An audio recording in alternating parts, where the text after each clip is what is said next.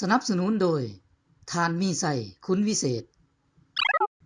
เจ้าของกิจการแลกเปลี่ยนเงินตราที่วังเวียงแขวงเวียงจันทน์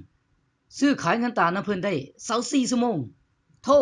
02055555333สบายดีข้อยมีชื่อว่าปักแต่หลายคนเอิ้นข้อยว่าบักภาคถึงแม้นว่าวุฒิการศึกษาของข้อยจะต่ำแต่การปฏิบัติหน้าที่ของข้อย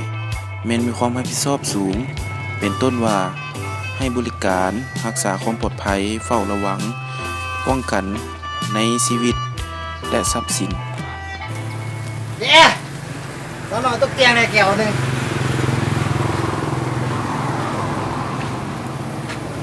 ตรงนี้ข้ามบ่ได้ไปเบียกบ่มันเนี่ย บ่กลับมาแล้วมีเวียนเดียวมื้อนี้ วะ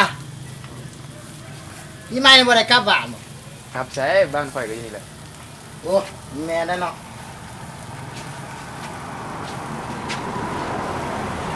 ไอ้จวนเข้าไป เดี๋ยวแล้วขอบใจเฮ้ยเอาแล้วเดี๋ยวรวมไม่ได้นี่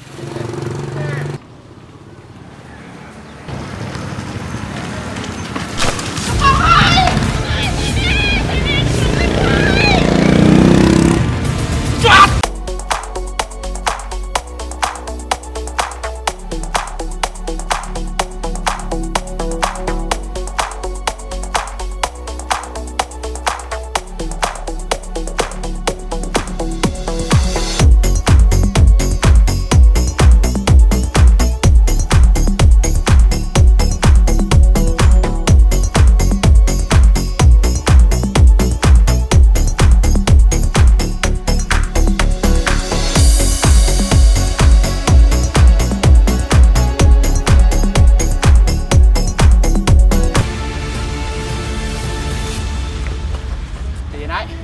ใจเย็นมอบตัวซะคนนักไก่จะเป็นเบาไอ้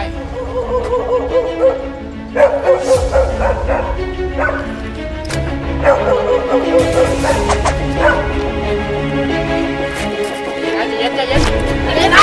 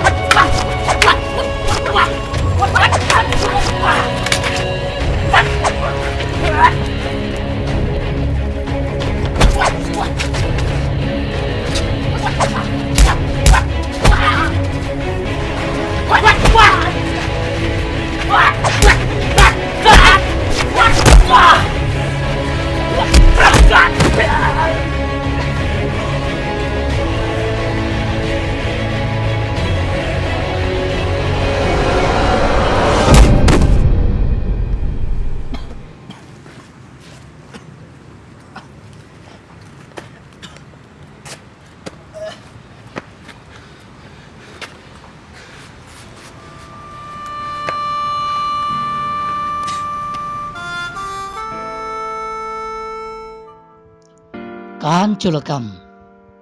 ท่ามกลางเมืองเป็นเรื่องที่เศร้าสลดใจหยุดซะหยุดเด้สิ่งบ่ดีเพราะคุกมีไว้ขังคนบ่แม่นมีไว้ขังสัตว์